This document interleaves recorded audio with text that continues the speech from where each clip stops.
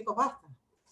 Cuando se active todo esto, cuando vuelva todo esto, ¿están pensando en volver a hacer ejercicios así? Sí, sí, porque fue muy bueno. Y el formato taller fue muy bueno también. Hicimos talleres. Este año hicimos uno digital, uno virtual. Y está muy bueno porque planteando formas de trabajo, discutiendo participaciones, roles, eso ayudó mucho a comprender que no es voluntad, es algo que se tiene que estudiar, es algo que se tiene que saber. Totalmente.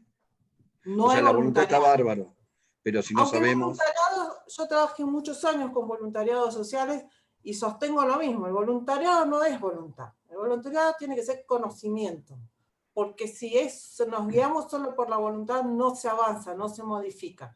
Tiene que haber conocimiento aplicado queriendo mejorar algo, ¿no? Profesionales bueno, tenemos que ser, ¿no? o sea, sí. Aunque seamos voluntarios en nuestros tiempos, donamos nuestros tiempos en algunas acciones, hasta para juntar comida para inundación, hay que ser profesional, hay que saber, hay que entender para poder organizar el movimiento como corresponde. Para mí eso es fundamental.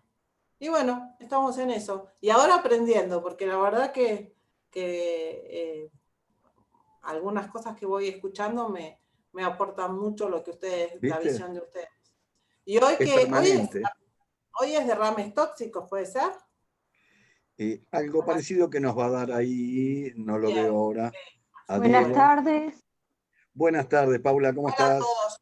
Ahora, bueno, hola a todos, ¿no? A todos. Ya se sumaron un montón, me silencio. Ahí está Diego.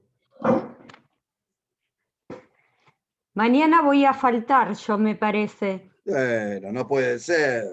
No puede sí, ser. Porque tengo el congreso de salvamento y bueno, voy a estar todo el día conectada y termina casi a las 8 de la noche, con suerte. Así que bueno. ¿Estás con esta de Fabián de acá de...? No sé si va a participar Fabián. No miré porque mañana por lo menos no. Habitualmente siempre hablan de rescate acuático. Sí. El año pasado sí estuvo Fabián. Pero bueno. ¿Y dónde lo hacen? Por medio de alguna plataforma, ¿no? Sí, obviamente. Claro, este año sí lo hacemos por Zoom, pero si no, siempre es en Mar de Ajó, el fin de semana largo, el 12 de octubre. Se hace en Mar de Ajó con prácticas en pileta y en mar. Y bueno, este año no. Estamos complicados, pero bueno. Igual es muy extenso. Son los 3 días muy, muy extensos. El que tenés ahí justo, bueno, yo lo veo al lado, ¿no? Pero al lado tuyo, yo lo veo en la pantalla, Diego Bajate, él es nadador de rescate. Él está, viste, en prefectura. Sí, y él, o sea sí. Ellos hacen demostraciones en la prefectura, hace demostraciones con el helicóptero y todo, en este congreso, porque es un congreso internacional. Siempre vienen y por lo menos en las prácticas de mar, siempre dan algo por teórico, digamos, unos videos, y después aparecen en la costa, digamos, cuando estamos haciendo las prácticas dentro del mar, ellos aparecen. Es todo sí, en CISA, el CISA. Claro, el CISA, sí. Todo un espectáculo. Que digo, lástima que lo hice no me animé a hacerlo de joven eso, porque si no me encantaría haberme tirado ahí. Pero bueno. Sí, igual sabés el que tienen ustedes es terrible, ¿eh? La verdad que sí, yo vi el entrenamiento de ustedes, sí es. Yo quería incluir, obviamente con la venia del instituto, una parte de rescate en helicóptero, ya sea acuático o rescate terrestre, por intermedio de helicópteros, de lo que nosotros sabemos, compartirles un poco a ustedes, para que vean cómo es más o menos la temática, que es muy interesante y muchos por ahí no tienen idea o no tenemos idea de cómo es un rescate en helicóptero, cuáles son las medidas a tener en cuenta, según la seguridad personal de cada uno que hay que tener en cuenta en caso de ser rescatado, porque, bueno, acá por ahí no es el caso, pero ahí nosotros hacemos mucho hincapié a veces con el tema de los tripulantes de los barcos, que yo recuerdo y que fue grave, que por desconocimiento perdimos un helicóptero y originó la muerte de un piloto. También el tema es de cómo entrar al helicóptero y demás. A mí, por ejemplo, eso me lo dio la Cruz Roja. Hace muchos años me lo dio la Cruz Roja, pero porque estaba haciendo unas plataformas específicas y demás, de cómo entrar al helicóptero y todo eso. Pero no, habitualmente no lo dan todas esas cosas. Claro, no lo dan porque queda como reservado para la gente que está intrínsecamente implicada en el rescate. Por ahí ustedes no saben, en el entrenamiento nuestro de la gente que sale de cero es de 3 a 4 meses, y de la parte de buceo eso es 1 año de entrenamiento para nadador de rescate. Y por ejemplo, en España, sin desmerecer nada, ¿no? En el centro Jovellanos daban en 1 semana. Y yo justamente hablando con la gente que hace salvamento marítimo en España, ellos estaban muy, muy, muy contentos con nosotros por el tipo de entrenamiento que tenían. De hecho, por ahí, no sé si ustedes lo saben, la Argentina hace un par de años, hace 3 años atrás, salió en primer lugar en el mundo como el mejor rescate a nivel mundial acuático por intermedio de helicóptero, logrando una hazaña que no lo hace ni los guardacostas de Estados Unidos, no la hizo. Le dieron el premio en España a la OMI justamente porque es como a veces dice Galfazó, los héroes por ahí no existen, pero bueno, en esta situación se arriesgó una tripulación entera, para rescatarle la vida a 2 personas que estaban frente a las costas de Comodoro Rivadavia, en un velero que se llamaba Rosa Salvaje porque se hundió. Y fue algo que si lo quieren hacer en una película, no lo hacen. Conozco bien la historia porque una de las personas que estuvo inmerso en ese rescate fue jefe mío acá. Y la verdad que cuando lo contaba, uno que es nadador de rescate, nosotros que somos nadador de rescate, sabemos que hay situaciones de las que son límites y que no podés volver. Por ejemplo, el helicóptero tiene cierto rango de combustible que es el necesario para volar fuera de la base, y tiene un tiempo, obviamente lo que recorre en distancia tiene que tener el tiempo para volver. No sé si ustedes sabían, nuestros helicópteros no tienen GPS, o sea, navegan con instrumentos. No sé si por ahí ustedes sabían. No. Claro, no tiene GPS, lo que complica más las cosas. Sí, Paula. No, lo que te iba a decir es que todo el tema de guardavidas y demás, y todo lo que es rescate en agua, nosotros tenemos cursos muy extensos y muy bien preparados. En otros lugares son de 3 meses, 4 semanas, la verdad que son un desastre. Nosotros tenemos una gran preparación y cada vez más la preparación que uno tiene propia personal, ¿no? De seguir actualizándose, haciendo todos los cursos que encuentre por ahí y demás. Pero nosotros tenemos una preparación muy alta con respecto a los demás. Por eso también en España y demás somos tan buscados, ¿no? A mí, bueno, todos los años a mí me dicen, ¿por qué no me voy a España?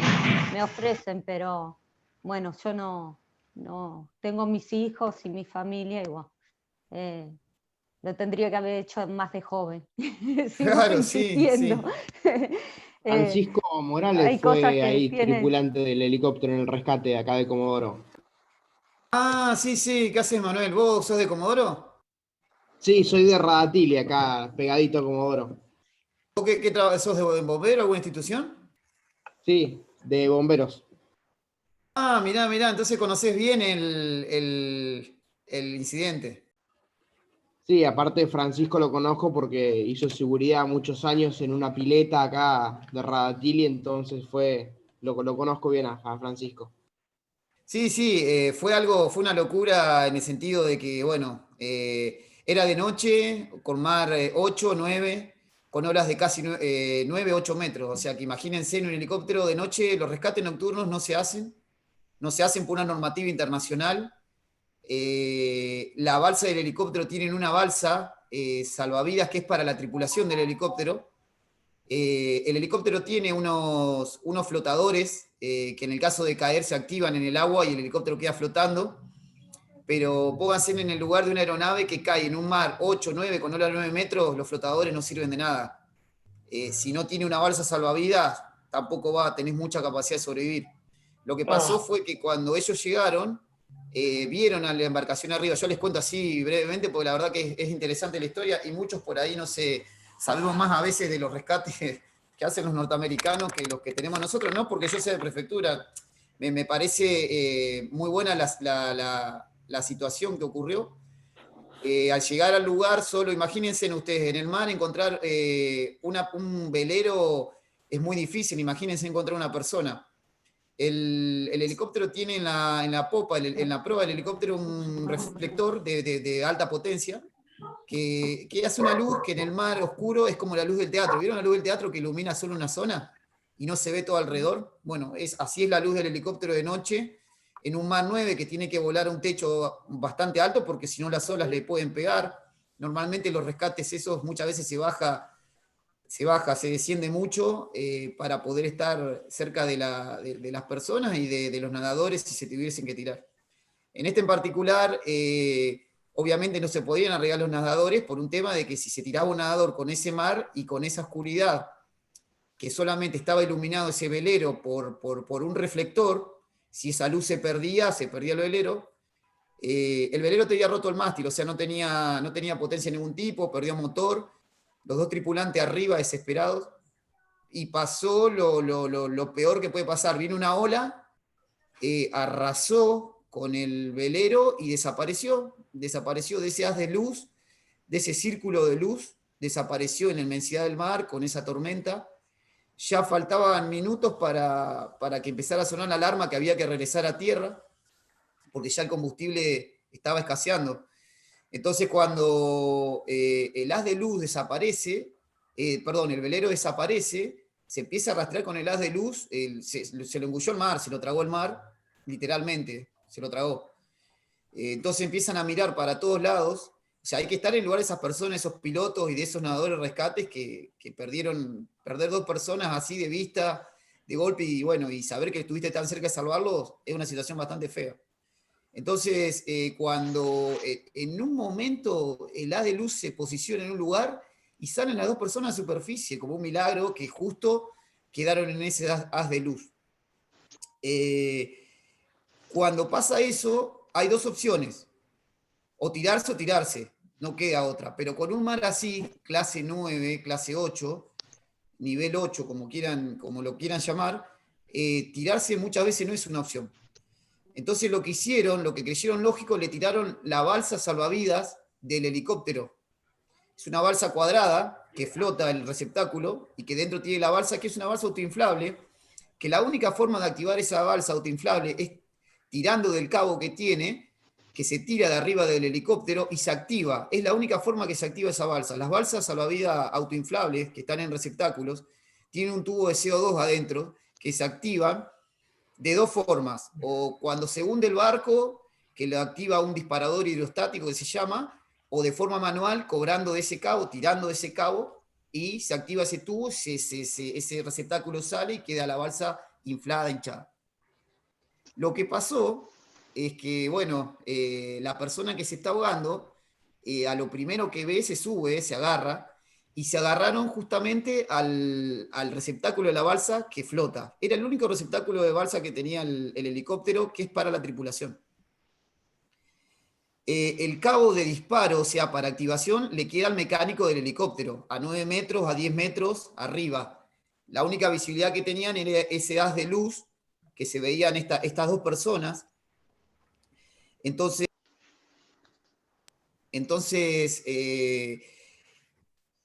el mecánico tiene que cobrar de ese cabo para que se active la balsa, porque ellos estaban subidos arriba de una caja cuadrada que no les ofrecía ningún reparo de nada. Las olas lo seguían pasándole por arriba y seguían tragando agua, se podían ahogar. ¿Qué ocurrió? Con el viento que hubo, el cabo ese se empezó a ir para el rotor de cola, que era la única posibilidad de hinchar la balsa, de inflar la balsa. Obviamente, cuando ocurre una situación así, sabiendo que la única balsa que vos tenés es la que te puede salvar la vida, y ese cabo, si iba a ese rotor de cola, el helicóptero caía, optan por tirar el cabo de activación al agua, con lo que la balsa, el receptáculo de la balsa queda flotando con la gente arriba sin cumplir su función. Y el helicóptero perdió un elemento vital que era la balsa esta inflable. Bueno, ahí al agotarse las opciones, quedó la opción peor, tirarse al agua, pero atados. Se le puso un arnés, se lo ató de la espalda. El primer nadador logra pasar las olas. Imagínense en el primer nadador lo que sufrió para llegar a esa persona, porque no es que el helicóptero queda quieto. Con el viento, el helicóptero pega mucho, hace mucho movimiento. El helicóptero es algo liviano para un viento de ese tipo. Entonces, cuando el nadador avanzaba 5 metros, el tirón que le pegaba el cabo lo hacía retroceder 10.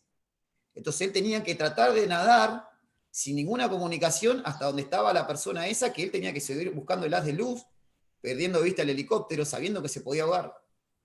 La cuestión que llega a la persona, después de un tiempo, ya casi por sonar la alarma, y le ponen la cincha de rescate, le logra poner y lo suben. El helicóptero lo vio, era muy difícil de ver de esa altura, con un mar así, entonces lo sube. Cuando el nadador de rescate sube, se descompensa. Se descompone, porque obviamente tragó mucha agua salada, el esfuerzo que hizo fue sobrehumano, porque fue sobrehumano nadar sobre una ola de ese tamaño. Los que son guardavidas, Paula, vos lo debés saber. En un mar de eso es terrible. Sí, es terrible, es terrible. Es terrible. Por más que tenga flotabilidad positiva, romper la ola a esa... Es muy difícil. Es muy difícil. Entonces, con el estrés que se produce y todo, logran rescatar a la primera persona. Claro, y después arriba, tuvieron que asistir seguro, porque... Claro, arriba, sí. Cuando baja, ya ese nadador ya no servía. Baja el segundo nadador de rescate, que fue mi jefe acá el año pasado, y baja, y la otra persona que estaba en shock, la cincha de rescate, si vos tenés los brazos arriba, pasa por abajo de las axilas, no sirve. O sea, si te agarras justamente, trabaja como una cincha que trabaja con los brazos hacia abajo, si no, no hay forma de que te puedan subir a bordo. Bueno, la cuestión que esta persona hablaba en francés y en inglés, el nadador no hablaba idioma, así que le bajaba las manos y él las subía. Imagínense en la situación después de todo lo que tardó en llegar, y no. Así que bueno, en un momento bajó, le pudo conectar abajo el seguro a la cincha de rescate y lo lograron subir. Cuando llegaron arriba, obviamente, uno de ellos tenía una herida bastante profunda en la cabeza, y bueno, se los trasladó. La alarma del helicóptero ya empezó a sonar de combustible, que había que regresar a la base. Bueno, lograron llegar a la base, cansados, agotados, pero les salvaron la vida a 2 personas, que esas personas cada vez que ellos dicen que nacieron 2 veces. festejan su cumpleaños 2 veces, el día del rescate de prefectura y el día que nacieron. Y siempre para las fechas estas llaman a Morales y a Burgoa, que fue el otro nadador, y a toda la tripulación del helicóptero, para agradecerles haber salvado el bien más preciado que tiene el ser humano, ¿no? Que es la vida. Pero por ese rescate, la Argentina, en ese año, que fue hace unos 3 años atrás, fue el mejor rescate a nivel internacional, que no es poco, que nuestro país, con los medios que tenemos nosotros, es muy difícil, porque obviamente quienes los tienen rescate marítimo en Europa y lo tenían los norteamericanos. Ese año lo tuvimos nosotros, y un gran orgullo nosotros como institución y también como logros personales, porque no es menos, porque todos sabemos lo que trabajamos en instituciones. Muchas veces no tenés, el que trabaja en el Estado sabe que muchas veces carecemos de muchas cosas. Nosotros no podemos manejarlos, obviamente, por un tema. Nosotros somos una institución verticalista. No es que podemos pedir o hacer un paro para pedir cosas, no podemos, la verdad que no podemos, y muchas veces ponemos muchas cosas de nosotros. El entrenamiento que ponemos, lo ponemos nosotros, el mantenimiento físico, no nos obligan a nosotros a tener un mantenimiento físico, pero nosotros sabemos que cada vez que salimos, nosotros cada 2 años rendimos reválida. Esto fue hace 3 años que empezamos, pero antes la mayoría de los nadadores de rescate no rendían reválidas como hacían los guardavidas. Los guardavidas rinden cada 2 años, ¿no, Paula? No, rendimos todos los años. Todos los años. Bueno, nosotros sí, cada 2 años. Tenés que rendir en provincia y en capital, y son diferentes, según donde quieras trabajar. Está bien. Es todos los años, lo que hacemos cada 2 años es el tema de RCP del AJA. Está bien. De la Asociación Americana del Corazón. Sí, lo que pasa es que como se van actualizando los protocolos, cada 2 años tenemos que... Claro. Diego, sí. Discúlpame, pero estoy recibiendo algunos mensajes, muchos por el tema del partido, a las 9 van a cortar. Sí, Hoy va a ser media... Sí, vamos a terminar a tiempo, quédense tranquilos porque hoy estoy de guardia, así que vamos a hacer un flyer resumido. Terminamos antes de las 9, se los aseguro a todos los que quieran ver el partido, así que quédense, no se vayan, no va a haber publicidades, así que va todo en directo. Y este tiempito que estuvimos hablando un poquito más es para aumentar un poquito el tiempo y no despacharlo, entre comillas, tan rápido. Todo suma. Todo suma lo que se habla. Yo por eso me pareció bueno que justo había hablado Paula, y me pareció interesante que vean rescates en aeronaves, obviamente en helicóptero, para que esto es una diplomatura en emergencia y desastre, y necesitamos saber un poquito de todos para que tengan ustedes, aunque sea la experiencia contada desde la teoría, desde una experiencia más personal, de lo que es un rescate en helicóptero y cómo actuar. Les recuerdo que muchas veces, les vuelvo a repetir, un error humano provocó que en Comodoro Rivadavia un helicóptero cayera y muriera el piloto. Todo por un error humano. O sea, a veces es importante no solo el que va en el helicóptero, sino a quién se rescata. Así que bueno, eso lo vamos a ver más adelante. Yo les prometo que vamos a tratar de hacer una clase de rescate en helicóptero. Seguro la gente de la Armada lo tiene claro. Rescate del helicóptero, porque ellos también tienen sus nadadores de rescates y muy bien entrenados también. Así que seguramente la gente de la Armada la debe tener por demás de claro esto. Así que bueno, hoy conmigo vamos a ver algo de mercancías peligrosas. Una parte, traté de dividirla en diferentes contenciones de materiales peligrosos. Así que bueno, vamos a ver una introducción breve, un poco de química básica para introducirnos más o menos en la materia, y luego vamos a hablar de los flyers que tengo preparados. Pueden hacer preguntas en cualquier momento, no esperen al final.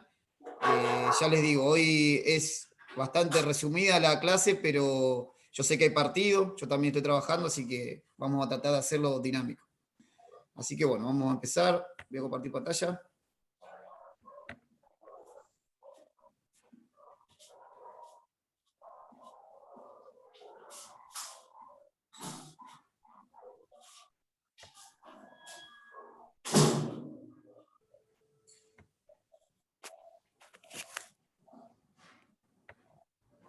buenísimo.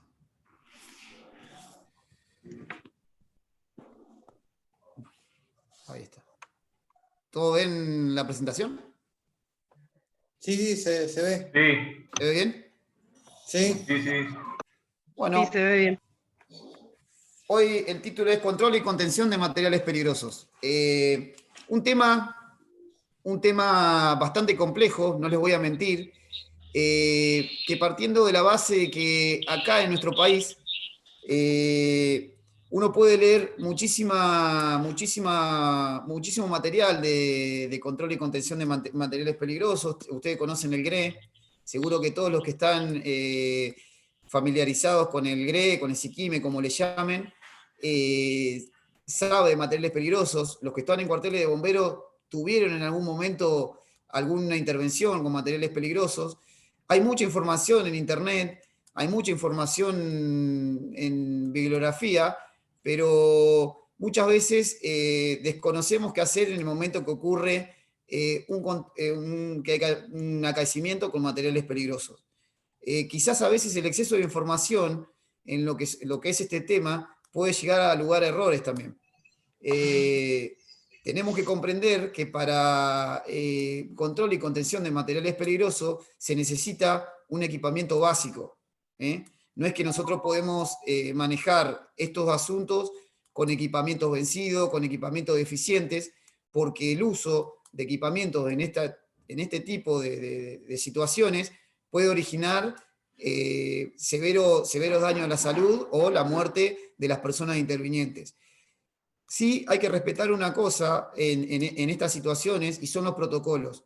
Los protocolos en control y contención de materiales peligrosos son sumamente importantes, dependiendo obviamente de la gravedad del producto que se está vertiendo, que se está derramando o que se está incendiando. En todos estos casos que les nombro, las situaciones son totalmente diferentes o pueden ser combinadas. El problema es cuando tenemos un incendio y hay materiales peligrosos.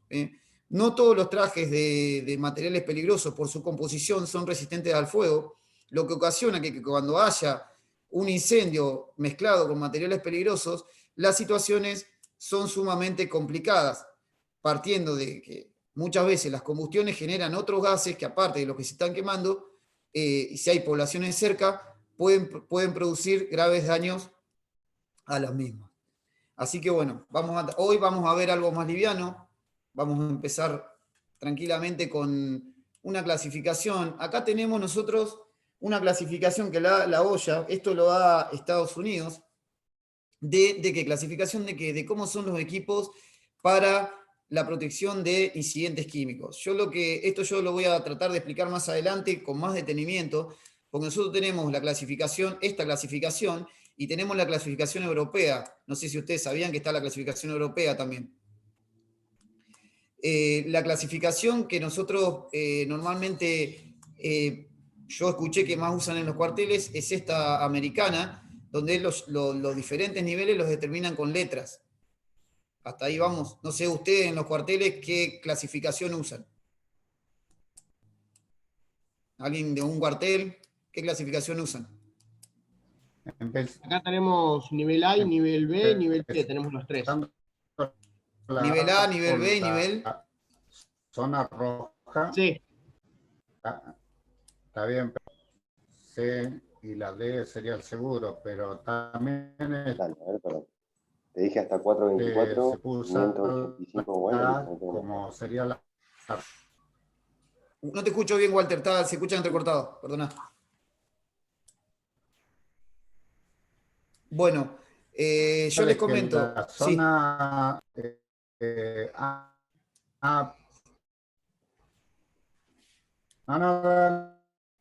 dale. Claro, yo les comento. Ahora le vamos a dar un leve pantallazo a esto, solamente para saber que en lo que vamos a hablar ahora podemos usar el nivel C o el nivel D. Más adelante, cuando veamos otras intervenciones con materiales peligrosos, vamos a hablar de nivel A o nivel B. ¿Está bien? Hoy, para lo que vamos a ver, se puede usar tranquilamente el nivel C o el nivel D. Más recomendable el nivel C. Ahora les voy a explicar por qué. Bueno, para hablar de fenómenos químicos tecnológicos, tenemos que hablar, como dice acá en el flyer, que es un agente que se genera... Diego. Sí, te escucho. ¿De qué dependen los niveles? Porque yo no... Los niveles dependen de la protección personal, Paula. Ahora, por eso gracias. Yo lo voy a explicar en otro. El nivel A es totalmente encapsulado, resistente a líquidos y a gases. Estanco totalmente, con equipo de respiración dentro del traje autocontenido. Los niveles B son no totalmente herméticos, sí a los gases, pero los gases pueden penetrar dentro del traje, no a las vías respiratorias. Los niveles C no son tanto a los gases y a algunos tipos de líquidos, en algunas formas, no a presión, sí a salpicadura de líquidos, no a los gases, y el nivel D es el más básico. El que te da una mayor protección es el nivel A. Más adelante, este es resistente a los gases y a los líquidos. Más adelante vamos a ver la norma europea, que la norma europea divide con números y con diferentes 1A, 1B, 1C, que le da diferentes grados de protección según los niveles.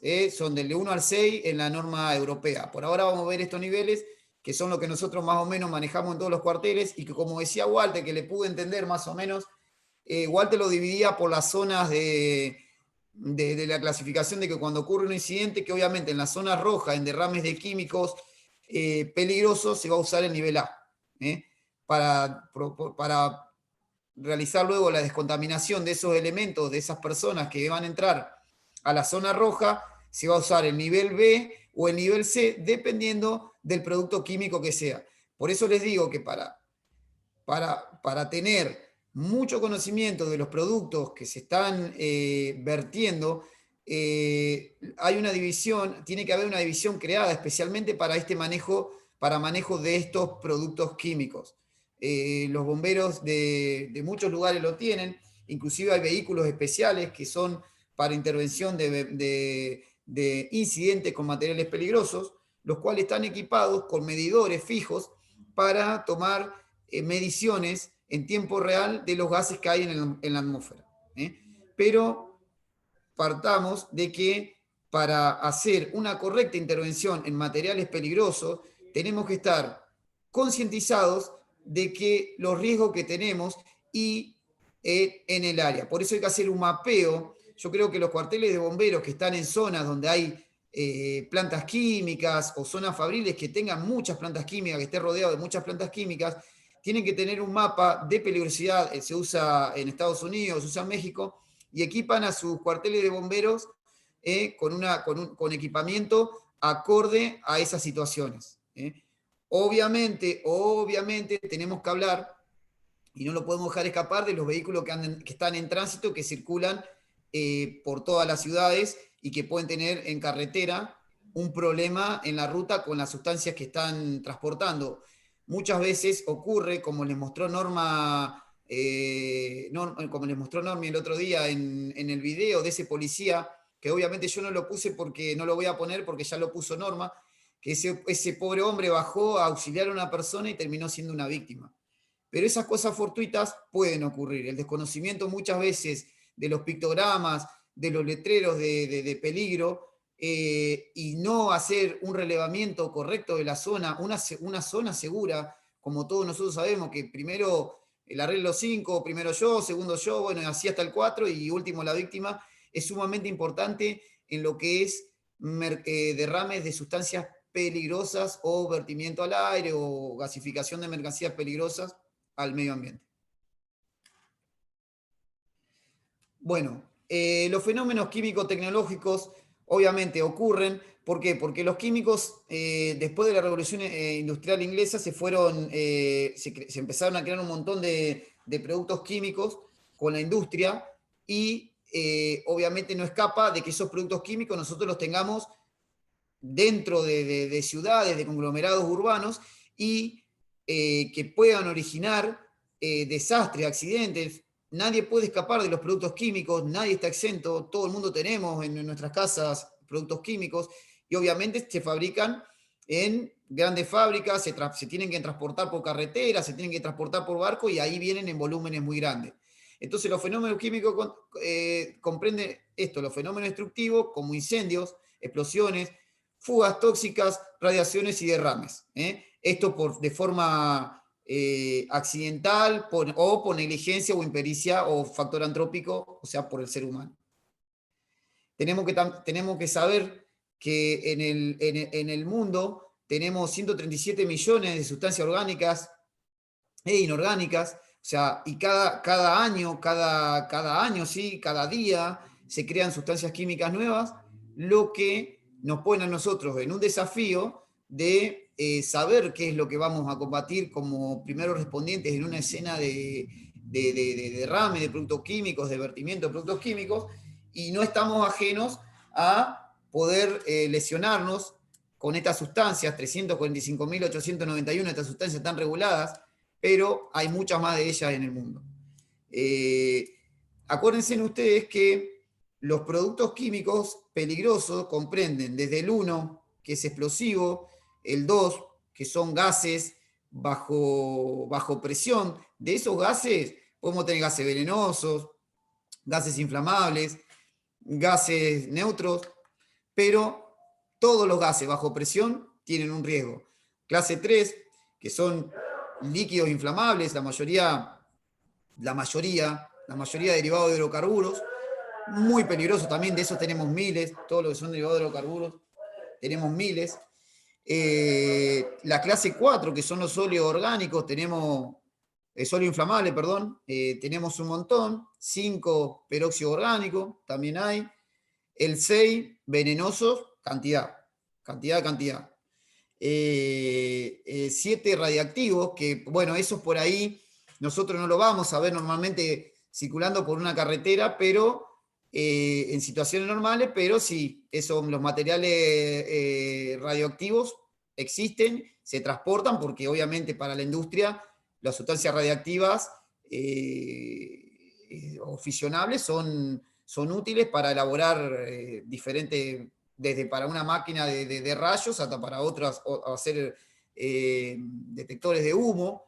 Entonces, bueno, todos esos productos en un volumen grande, imagínense un contenedor de 40 lleno de detectores de humo, o de algún producto para la industria farmacéutica, médica, tiene que ir bajo una custodia segura, porque obviamente para evitar robo, para evitar que lo utilicen para fines bélicos o terroristas. Clase 8, normalmente nosotros tenemos miles de esos productos en nuestra casa, que se puede ser la lavandina, algún ácido para destapar inodoro. Y la clase 9, que también, que hay un montón, que son los sin clasificar, pero que normalmente nosotros los tenemos muchas veces. Bueno, en algunos puertos se exportan, acá por ejemplo en el sur, la harina de pescado es clase 9 y se exporta a todo el mundo. Pero bueno, de estos productos del 1 al 9 circulan por nuestras rutas, pasan por enfrente de nuestras casas y muchas veces nosotros no nos enteramos. Obviamente, cuando nos enteramos, cuando sucede cuando hay algún incidente, lo que ocurrió en Oriente Medio con la explosión de nitrato de amonio, todos conocimos la repercusión que tuvo eso por las noticias. Obviamente hoy las noticias viajan a la velocidad de más que esa explosión, viajan a la velocidad de la luz, y está todo tan... vamos a la velocidad de internet, entonces nos enteramos todos ahora de cosas que antes por ahí nos enterábamos con los días. Entonces nadie está exento de tener un incidente, sobre todo los que trabajamos cerca de lugares donde transportan o importan o se utilizan, o hay fábricas de los productos químicos. Bueno, las sustancias químicas, de lo que estamos hablando, están conformadas por átomos de un solo elemento o átomos de diferentes elementos. Bueno, puede ser acá algunos ejemplos básicos, la glucosa, el agua. Vamos a ver, esto no se asusten que es solamente una introducción. La peligrosidad, bueno, es lo que venimos hablando, tienen potencial de causar daño a la salud, al ambiente y a nuestra propiedad. Lo que yo les decía, en nuestras casas, como ven acá, tenemos cantidad de productos químicos. Y uno se pregunta, ¿por qué mezclar la lavandina con el detergente es peligroso? Bueno, obviamente sí, puede ser muy peligroso, por eso tenemos que conocer qué es lo que tenemos, obviamente en nuestra casa, obviamente acá en las fases industriales, también el que trabaja en una industria se tienen otros cuidados, pero tenemos que saber cuál es la peligrosidad para evitar ¿qué? Para evitar lesiones a nosotros, a nuestra familia, al medio ambiente. Pues rápido, ¿me entienden o...? No, vas bien, vas bien. Muy bien, voy bien. Sí, va bien.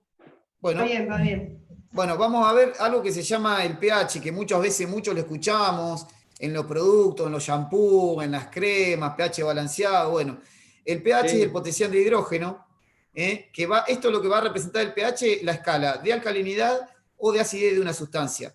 Cuando hablamos de que una sustancia tiene el pH neutro, decimos que tiene 7, de ahí para arriba es ácido, de ahí para abajo es alcalino. Va de 0 a 14, de 7 a 0 tenemos las sustancias alcalinas y el detergente, por ejemplo, es un alcalino, el jabón es un alcalino, y después tenemos los ácidos. Todos los ácidos tienen un pH mayor que 7. Todos los ácidos, desde el ácido de una naranja hasta los ácidos más agresivos. Tienen un pH. Entonces hablamos que cuando tienen un pH por arriba de 7, es ácido y por abajo es alcalino. Ahí tenemos en alguna escala cuáles son las sustancias, el 7, cuáles son las sustancias que, entre comillas, se le denomina neutra, pero a veces el agua puede ser ácida. A veces el agua tiene un poquito más de valor y puede llegar a ser ácida. Pero, hola Norma, sí, te escucho. Estás tan emocionado que justo lo dijiste al revés.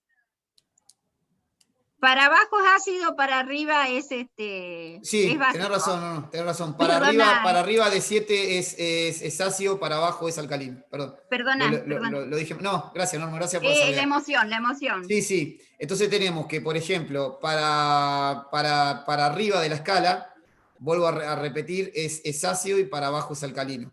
Por ejemplo, el detergente, como le decía, y el jabón son alcalinos, y para arriba de 7 son ácidos. Bueno, disculpas. La solubilidad, bueno, es la capacidad de disolverse una sustancia en otra a una cierta temperatura. Entonces, una vez que se satura, ya no se puede disolver más esa sustancia en un líquido. Son algunos conceptos físico-químicos que tenemos que saber. La presión de vapor es una prueba que se hace en laboratorio y que va a determinar la volatilidad de una sustancia. A mayor presión de vapor que genera, esto se hace en laboratorio y es para saber la volatilidad que tiene una sustancia. Esto, por ejemplo, Norma lo debe saber recontra claro. No, Norma, no me dejes mentir acá. Hay un examen que se llama presión de vapor rate, ¿puede ser? Hola, Norma. Acá estoy, sí. Sí, el test test de presión de vapor rate, ¿puede ser que haya uno para medir la volatilidad de la sustancia? Sí, hay uno, pero en general, viste, siempre lo usamos en las fichas de emergencia, no es que lo midamos nosotros, pero... Claro, no, sí, pero se hace en función de esto, más o menos lo quería explicar. Bueno, la temperatura de ebullición es la diferencia de temperatura que tiene, que igual la presión del medio en que se encuentra. La temperatura es que cambia del estado líquido al estado gaseoso. Todas las diferentes sustancias evaporan a diferente temperatura. Entonces acá tenemos algunos en grados centígrados. El agua todos sabemos que evapora a 100 grados, pero a más altura va a evaporar a menos grados. O cuando usas el destilador, que baja la presión y hace que hierva a menos grados. ¿Cómo, Walter? Que el agua, el agua lo hace hervir a 50 grados para que evapore, para ahorrar energía cuando vas navegando. Ah, está bien, sí. Sí, es como dice Walter. Bueno, la temperatura de inflamación es la temperatura en la que la mezcla de vapores y el aire se encienden en presencia de una fuente de calor externa. El material se va a apagar al retirar la fuente de calor. Esta temperatura, como dice acá, puede ser superior o inferior al ambiente. Cuanto más baja sea esta temperatura, mayor será el peligro de que pueda haber la sustancia cuando se libere a la atmósfera. Por eso las sustancias que tienen una temperatura de inflamación baja son mucho más peligrosas que las sustancias que tienen temperatura alta, porque con menor temperatura se pueden encender y pueden provocar la ignición de la misma y una potencial explosión de esos vapores. Bueno, todo esto es para iniciar algo que yo quería que vean. Vamos a empezar con clase 3. Bueno, vamos a hablar de los derrames propiamente, que por ahí ustedes no conocen tanto, los derrames de hidrocarburos en el ambiente, cómo se trabaja, cómo se contiene, cuáles son los elementos. No quita que obviamente esto lo regula, como autoridad lo regula la prefectura, pero hay empresas privadas y hay voluntarios, inclusive, que trabajan en derrames de hidrocarburos en el ambiente, porque muchas veces se necesita gente y no hay para limpiar, y muchas veces la gente se ofrece voluntaria, y sobre todo se ofrece voluntaria cuando el derrame impacta directamente en el lugar donde ellos residen, viven, y atenta contra su economía, lo cual vamos a ver más adelante algunos ejemplos. Bueno, ¿qué origina el vertido de hidrocarburos, sobre todo pesados, en la naturaleza? Bueno, primero, alteración física y química, porque al desplazar, esto desplaza oxígeno, efecto físico en la flora y la fauna. La fauna se ve afectada en un montón de factores, porque ya sea que la mancha esta, sobre todo de crudo pesado, hablando de fuel y petróleo, inhibe la luz que pueda llegar hacia abajo y reduce actividad de fotosíntesis de las plantas. Entonces, ¿esto qué hace? Todo ese nicho ecológico que vivía de consumir toda esa flora se va a ver desplazado hacia otra región. Y cambio de mayor o menor importancia según el tamaño del vertido de petróleo en la zona, y afectando las comunidades y los organismos que están en esa zona. Esto se ve normalmente en los derrames de petróleo, que son cambios de hábitos de poblaciones migratorias de las aves o peces que venían a alimentarse o a reproducirse en esa zona, y debido a que el medio o ese nicho ecológico de esa zona está comprometido, migran hacia otra zona.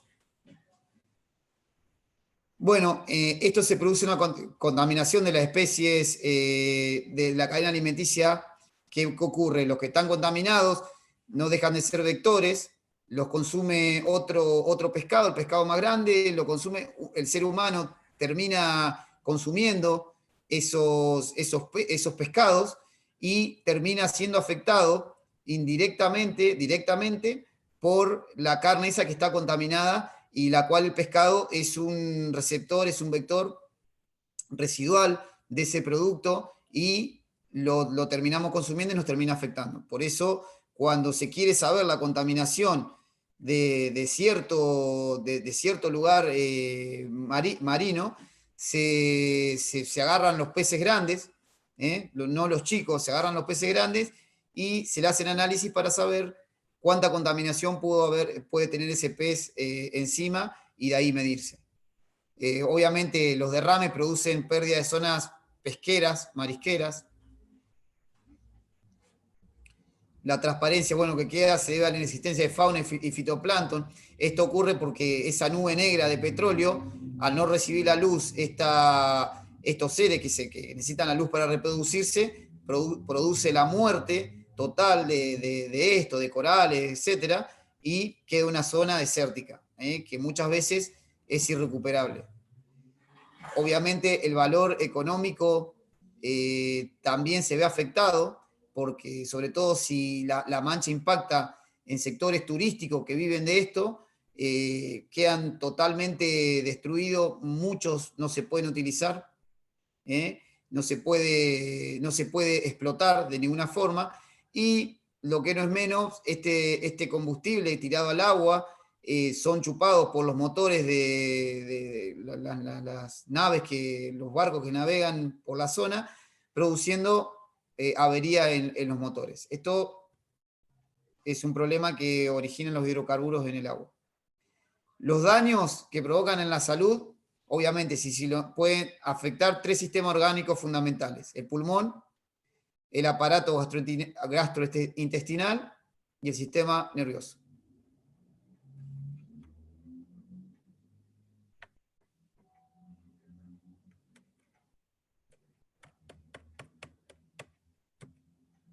En el pulmón, los síntomas, bueno, puede traer estas consecuencias, que son tos, ahogos, sibilancias, síntomas de distrés respiratorio, tos persistente, cianosis, restricción intercostal, bueno, taquiapnea. Generalmente se inician después de la ingesta de hidrocarburos.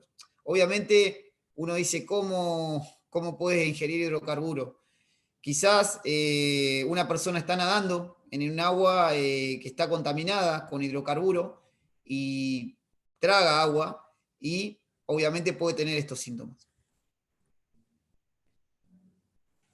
Irrita la boca, la faringe, el intestino, se observan vómitos hasta en el 40% de los pacientes. Esto más o menos para que conozcamos cuáles son los daños que provocan en la salud.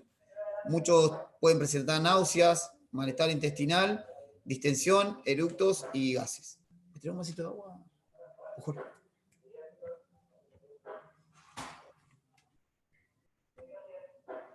Del sistema nervioso central, provoca letargia, aturdimiento, estupor y coma. Conviene descartar en este caso la presencia que puede tener aditivos tóxicos como insecticidas o hidrocarburos aromáticos, o que se haya ingerido de forma intencional un gran volumen, o bien la presencia de una neumonía por una grave aspiración. Perdón. Me trae un vasito de agua. Un vasito de agua.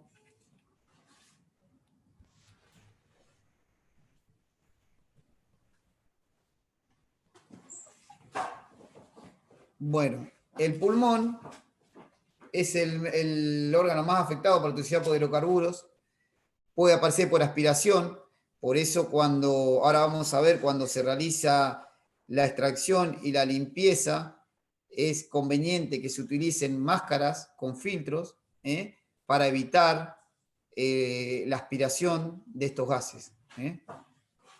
Obviamente, cuando más volátil sea, cuando más volátil sea el combustible que está vertido, más peligroso es.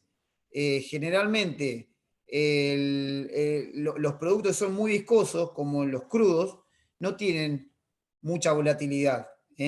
Los que tienen mayor volatilidad son los livianos, son las naftas, gasoil, pero full oil, brea, crudo, no tiene mucha volatilidad. O sea, ustedes ya lo van a ver, que cuando se realizan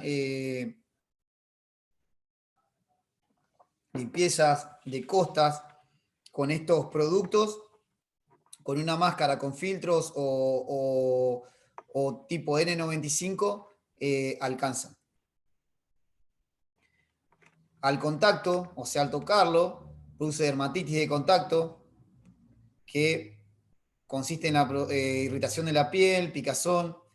Se asocia, pero cuando hay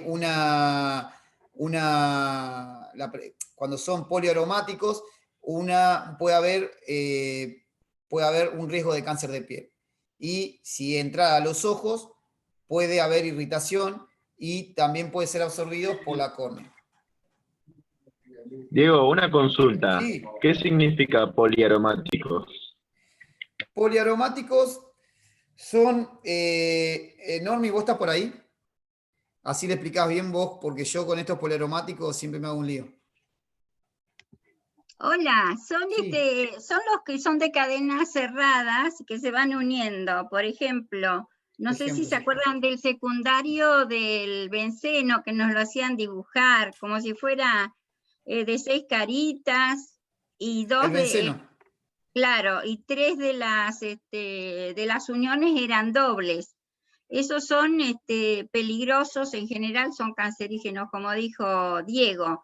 Después, esos son bien livianos. Después, cuando hay una, digamos, lo que te queda al fondo del petróleo, lo que es más duro, más grueso, porque, viste, vos lo vas refinando y que vas sacando. Lo más caro que es lo más liviano.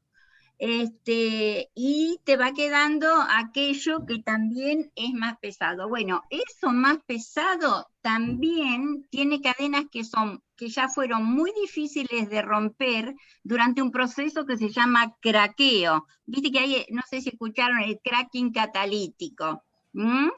Entonces, esos también son peligrosos, se ha determinado que tienen algún grado de producir cáncer, sobre todo en la piel. El otro, el benceno, por ejemplo, no, ese produce cáncer más en sangre, porque se inhala. Pero obviamente son de controlar todos, ¿no es cierto? Ahí puso igual Adri, bien sencillo, que la estructura química es una cadena cerrada, justamente.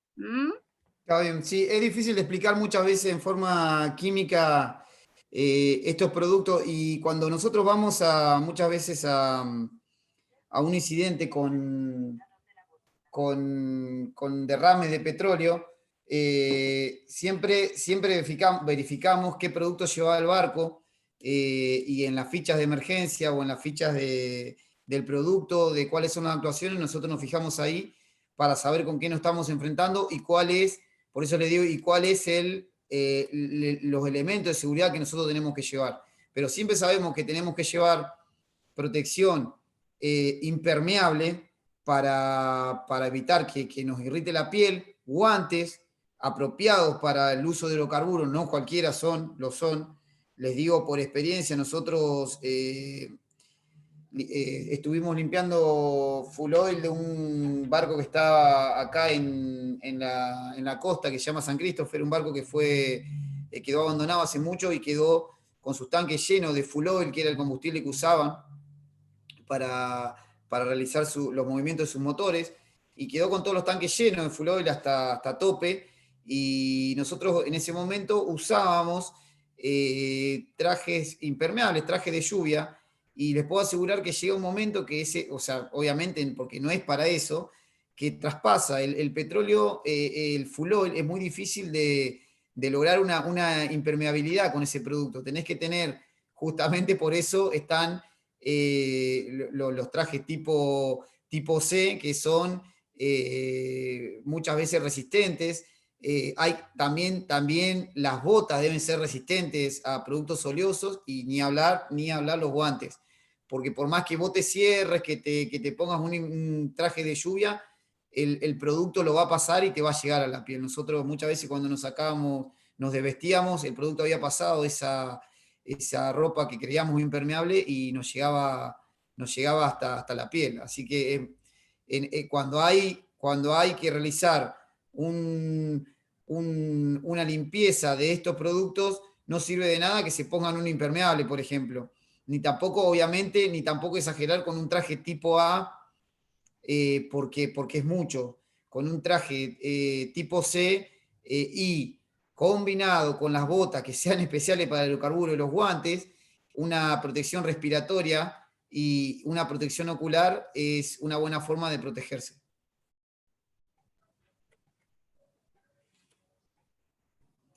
Bueno, la contención del derrame en el agua, una vez caído el producto al agua, es sumamente difícil.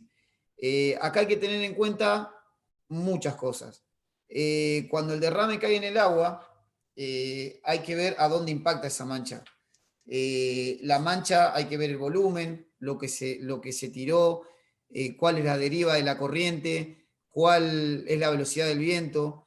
Todos esos factores hay que tener en cuenta.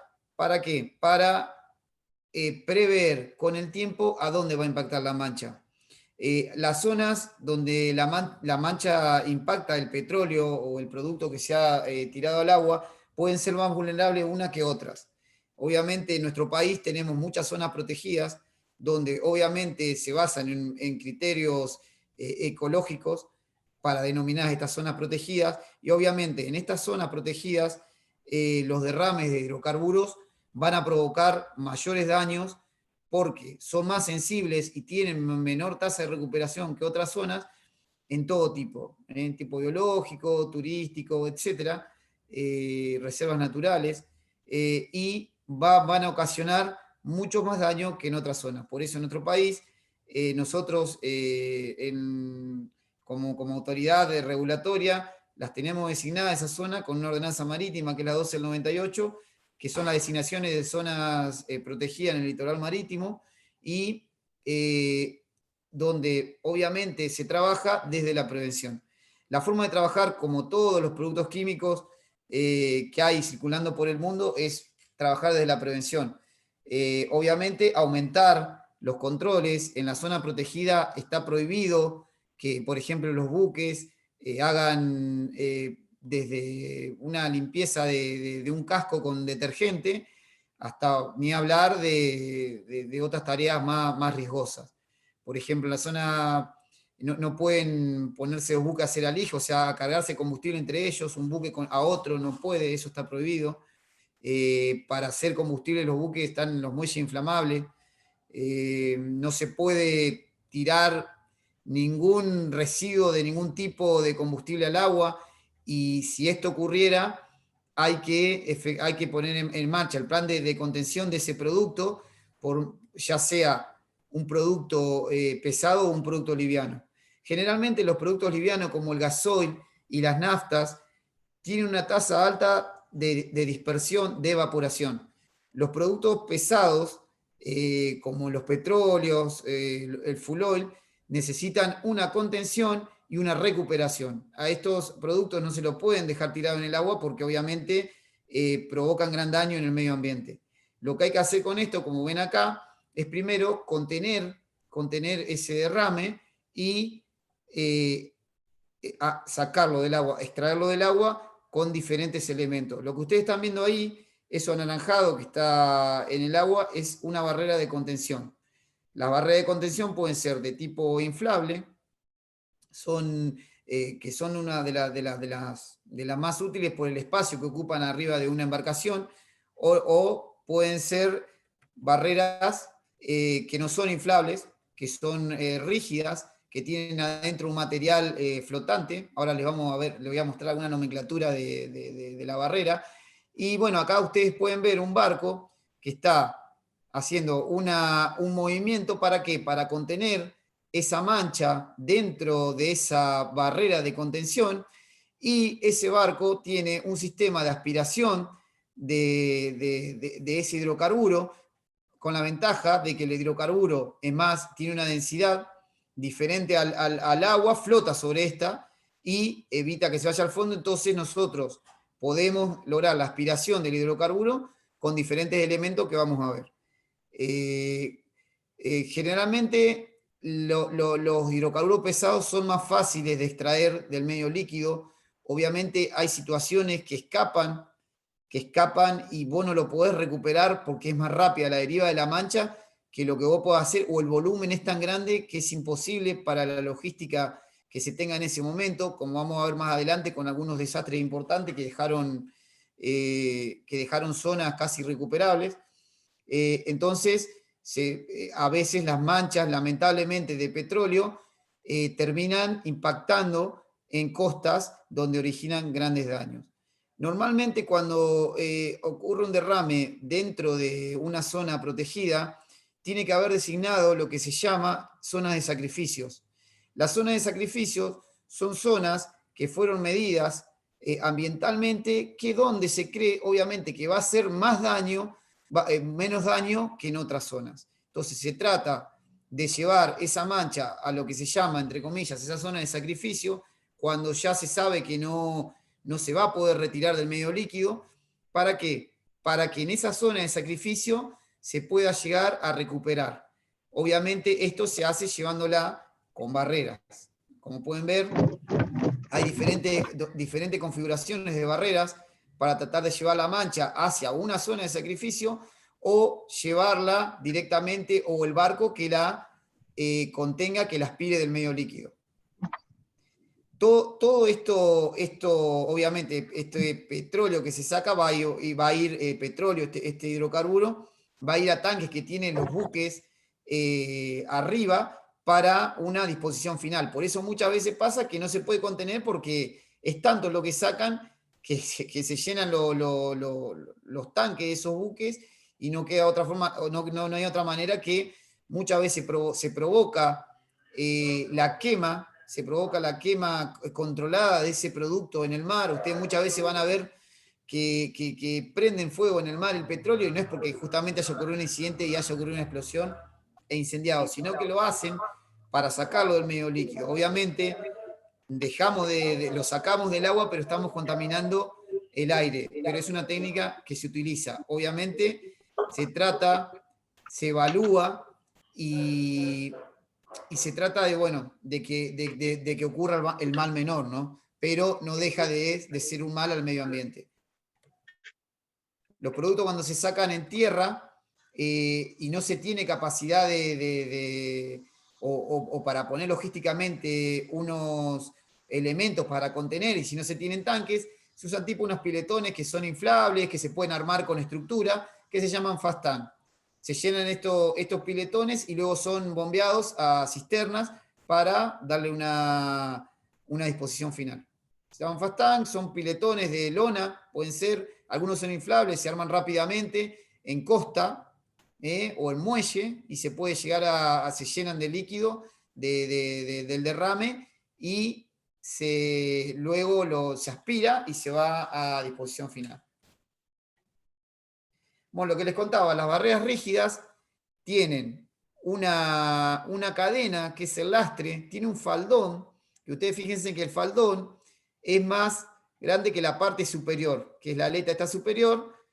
¿Por qué? Porque muchas veces el problema no es que el combustible pasa por arriba, el combustible arremolina y pasa por abajo.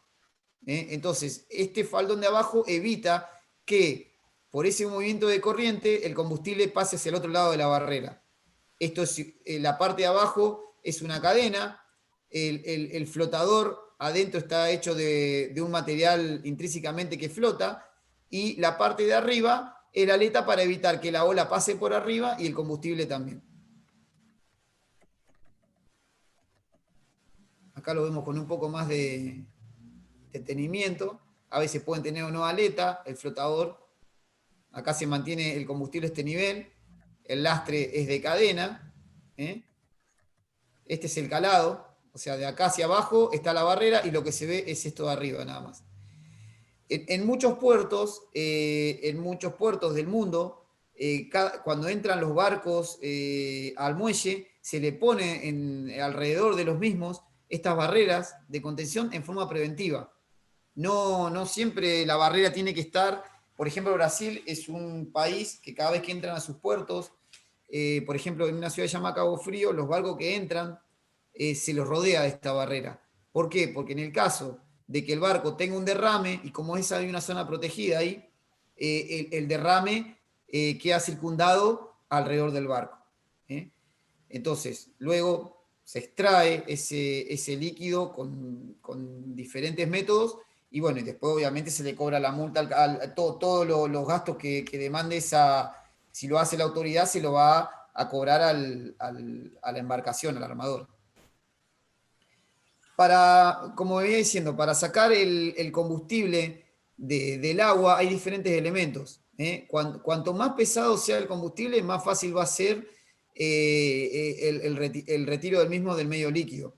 Por ejemplo, estos aparatos que se llaman skimmer, que estos aparatos constan de una serie de discos circulares en toda su circunferencia, que tienen capacidad oleofílica, o sea, tienen la capacidad de que el combustible se adhiera al material, se quede pegado. Luego tiene unas escobillas alrededor que lo van escurriendo hacia el medio, y hay un caño que obviamente no se ve, que va por acá, por abajo del agua. El combustible va cayendo en el centro de esta rosca y se va drenando a un fast o a un tanque de un barco.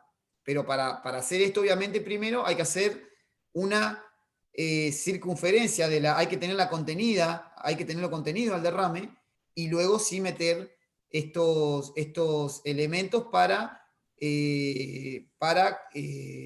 la recuperación del hidrocarburo que esté derramado. Diego, una pregunta. Sí, El combustible que vos extraes no vuelve nunca al original, digamos, al barco original, al dueño del combustible. No. Todo el combustible que... Mirá, yo te voy a contar lo que pasó acá en Ushuaia con el combustible que sacamos. No sé qué se hará en otros países con el combustible porque nosotros el combustible que sacamos acá en Ushuaia era full oil, que había perdido gran capacidad, naftaleno, creo que lo tenía para no sé si me deja mentir Normi, tenía un componente volátil que ya con el tiempo se había evaporado. Hablamos de un buque que tuvo el combustible ese adentro del año 50 y pico, que quedó varado ese barco ahí. Pero fue tanta la cantidad que sacamos que la Total lo inyectó de nuevo y lo destiló. O sea, a este combustible que nosotros sacamos acá, ellos le dieron un uso. ¿Y por qué? Porque era un combustible que Eso te preguntaba, si le volvían a dar uso o no. Y se podría dar uso porque el combustible, después que se decanta y se le saca el agua, queda el combustible primario. O sea, no es que absorbe agua, el combustible no tiene esa propiedad, a no ser que le metas algún químico, pero muchas veces, si es mucho el crudo, yo calculo que sí, que algún uso se le tiene que dar. Se le va a dar, ya te digo, al que le sacamos nosotros del barco, se le dio un uso final. Se le dio un uso porque era mucha cantidad. Pero cuando sí, Normi, te escucho. Julio quiere hacer una aclaración con respecto a eso. Sí, el tema cuando hay un derrame, hay un daño ambiental, interviene la justicia federal. El tema es que en la premisa del contaminador que paga, el contaminador pagador, generalmente cuando se produce un derrame, la empresa, es decir, el dueño del barco que contaminó, va a tener que pagar por todos los daños y va a tener que nominar una empresa, una prestadora de servicio para recolectar, para hacer toda la actividad que bien explicó Diego, pero eso, lógico, hay un sumario judicial, un sumario administrativo, y es la justicia la que va a indicar que la mayoría de los casos va a determinar, por supuesto, con las compañías aseguradoras internacionales, si es un barco internacional, como Pandi o P&A, o estas empresas que tienen los seguros ambientales, que va a tener que pagar por esos daños. Es muy difícil que vuelva a recuperar eso, porque lo más importante es que va a tener que pagar a veces hasta millones de dólares por los daños causados. El retorno es muy difícil porque está muy contaminado y la justicia a veces, para volver a retomar eso al origen, es todo un tema, porque justamente en esa premisa de contaminar, el que contamina paga, la justicia, por supuesto, es muy difícil que le vaya a dar lugar a eso. Claro, gracias Julio, gracias. Gracias.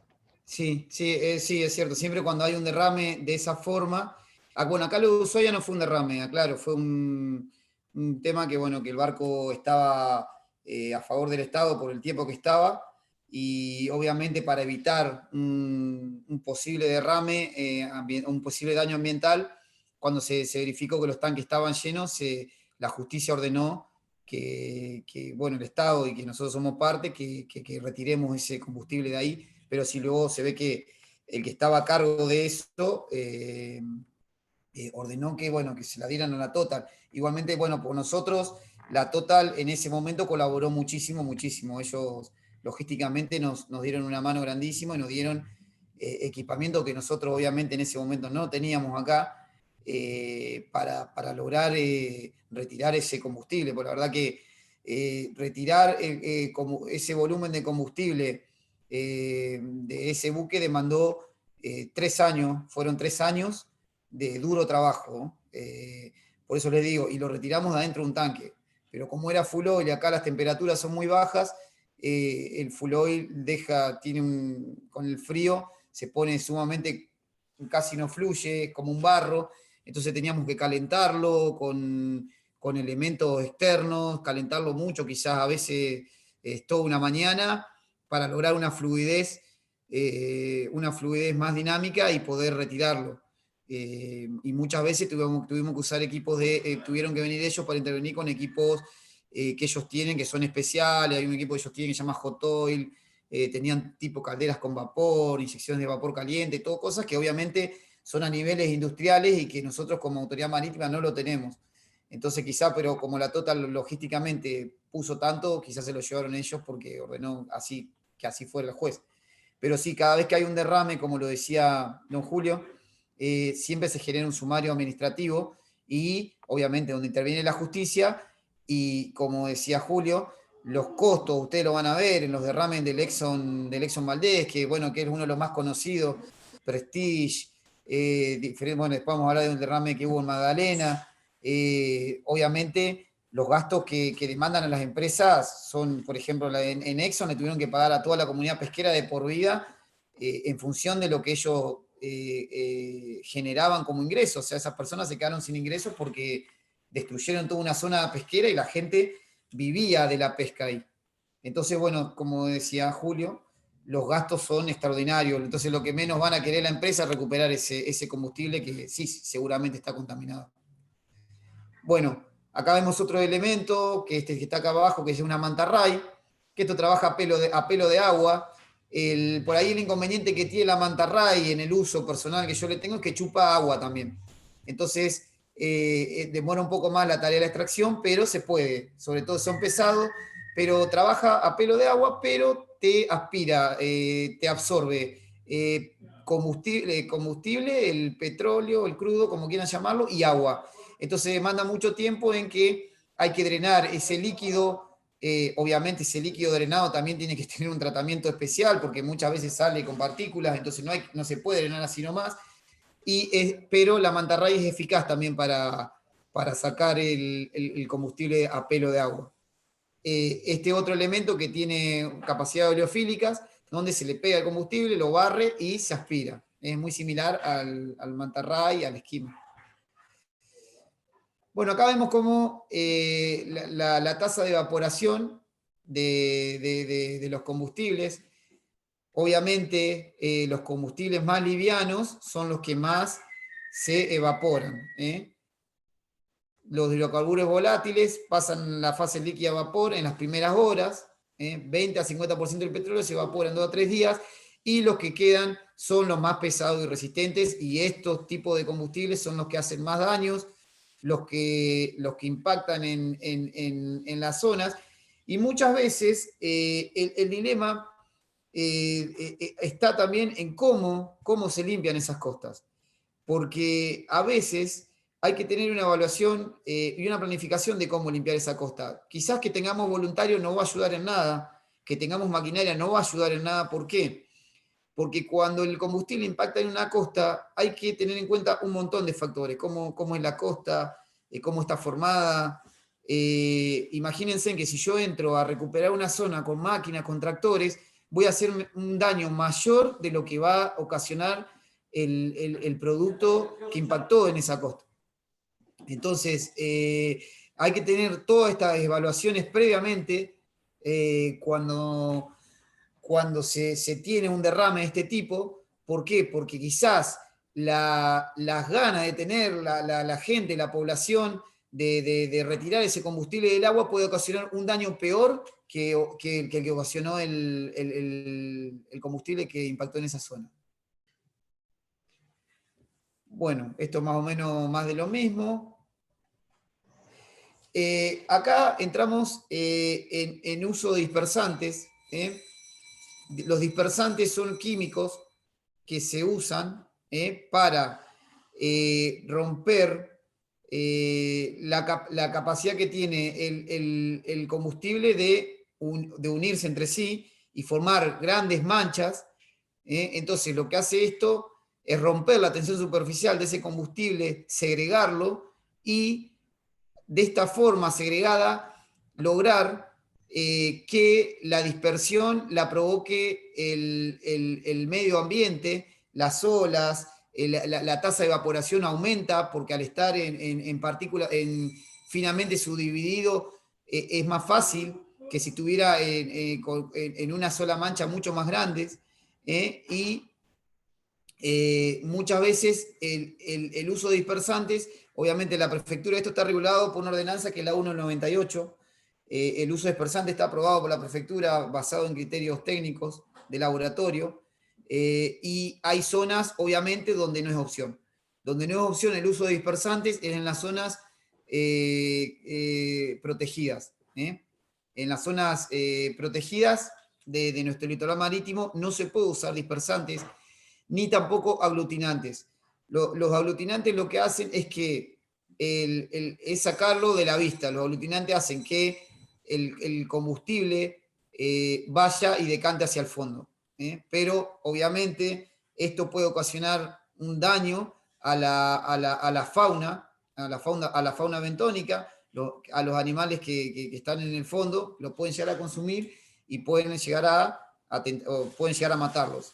Entonces, siempre cuando se usa dispersantes, hay que ver el factor riesgo-beneficio que va a producir tirar este químico sobre los derrames de petróleo.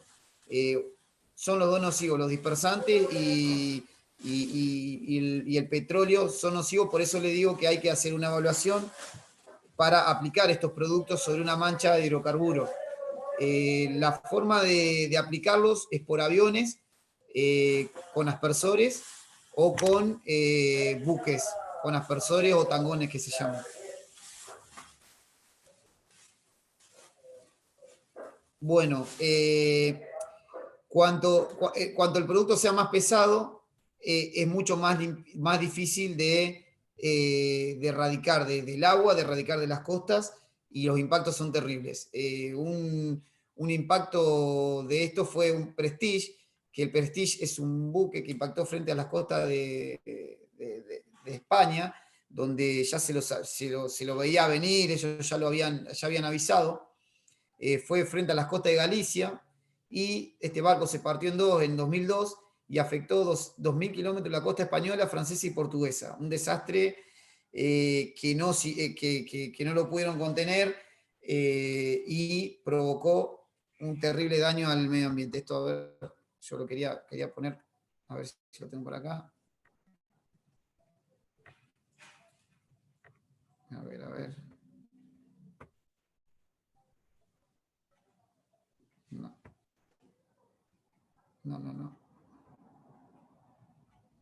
A ver, dejar la pantalla. A ver, quiero ver si lo puedo ver al video porque lo puse, pero no lo puedo ver. Bueno, a ver si lo puedo ver.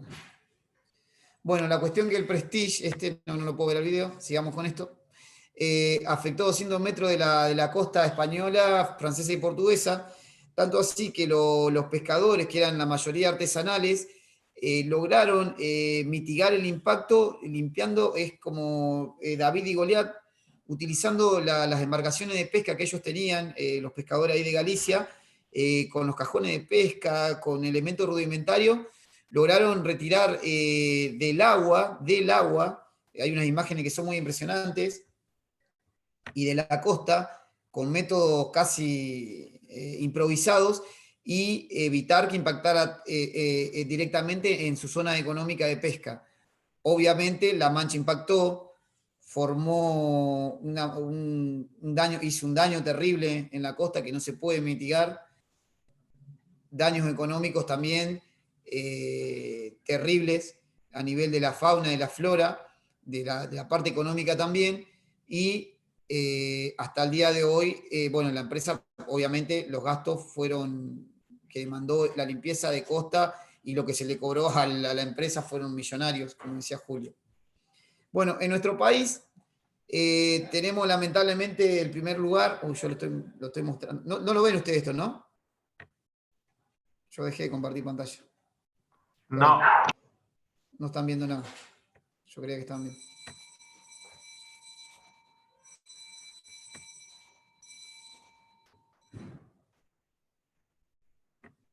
Perdón. Ahí seguimos.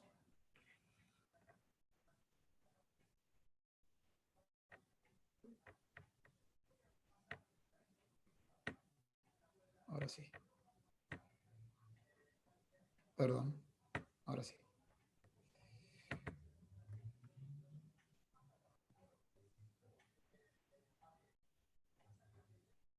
¿Lo ven ahora? Sí, se ve. Perdón. Yo estaba hablando como que estaba en la pantalla, todavía en la pantalla. Ahí está. Bueno, esto no puede ver. Bueno, esto es lo que les decía, impactó directamente. Las manchas de petróleo, los hidrocarburos pesados son sumamente difíciles de sacar de la costa. Es una tarea titánica y casi milimétrica, se limpian piedra por piedra. Ustedes imagínense una playa de este tipo, rocosa, es imposible la bioremediación del suelo, o sea, no se puede sacar todas esas piedras y volver a rellenar, es casi imposible, entonces no queda otra que limpiar con hidrolavadoras, con vapor, con cepillos, es una tarea titánica, por eso se requiere de muchos voluntarios, porque no hay empresas que tengan y que vayan a pagar, no van a pagar, entonces la gente, los costos que esto demanda. Entonces la empresa, obviamente, acá hay un tema monetario, entonces los voluntarios, la gente, se juntan muchos voluntarios y tratan de hacer la limpieza, es como luchar contra un titán, es sumamente difícil. En nuestro país, en el año 99, chocaron 2 buques, Estrella Pampeana de la empresa Shell y un carguero de bandera alemana. Y a 30 kilómetros de las costas se derramaron 5.300 toneladas de petróleo que afectaron 31,05 kilómetros de la franja costera. Este es uno de los mayores derrames a nivel mundial de agua dulce, que afecta. Esto es la parte esta que está en celeste, es la zona del derrame, muy cerca de la ciudad. Esta ciudad obviamente tomaba agua, el agua de la ciudad la tomaba esta zona. Y ustedes fíjense en cómo en estos 31,5 de la franja costera impactó. Magdalena tiene una reserva, es una zona donde tiene una reserva, y esta zona nunca más se pudo utilizar. O sea, hasta el día de hoy esta zona está contaminada. O sea, imagínense en el daño terrible que generan los derrames.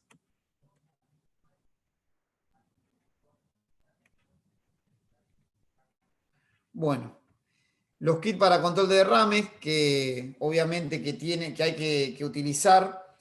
En estos casos, nadie tiene un kit de control de derrames a nivel de una ciudad. Generalmente los kits de control de derrames lo utilizan las empresas, lo utilizan los servicios de urgencia y emergencias para contener los derrames que son pequeños, que es para salir del paso. Empresas grandes y que trabajen en contención de derrame generalmente se encuentran cerca de los puertos, tienen embarcaciones, diferentes tipos de barreras, y pueden salir a contener incidentes contaminantes mucho más grandes. Para los interiores de ríos tenemos otro tipo de barreras que son más pequeñas y que sirven muchas veces como medida de prevención, y en el caso de que entren el combustible hacia el río, se pueda contener ahí, no llegue a impactar dentro de la ciudad, que pueda haber tomas de agua. Entonces se trata de contener en un sector para luego, con los elementos que yo le dije, que vimos más atrás, efectuar la contención del mismo, retirarlos del medio.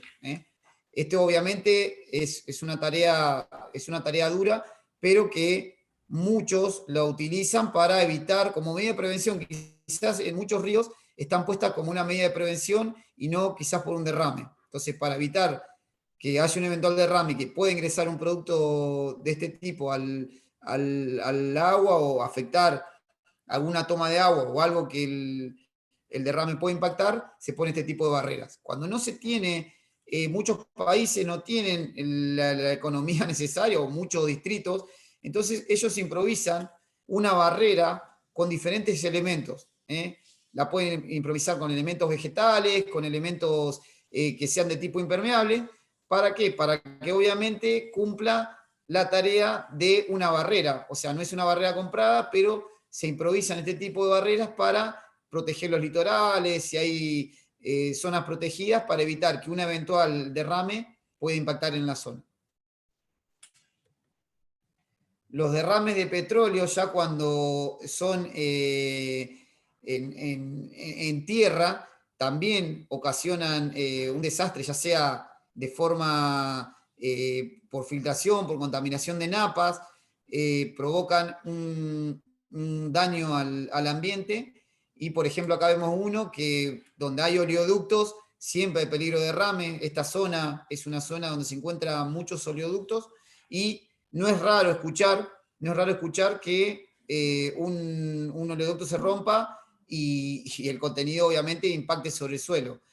Muchas veces estas empresas pagan por adelantado, por el daño que puedan ocasionar, y estas empresas tienen un sistema de empresas subcontratistas, subcontratan empresas que solamente son para mitigar, actúan en caso de los derrames. Entonces lo que hacen acá muchas veces directamente sacan todo ese suelo contaminado con petróleo, hacen bioremediación, ponen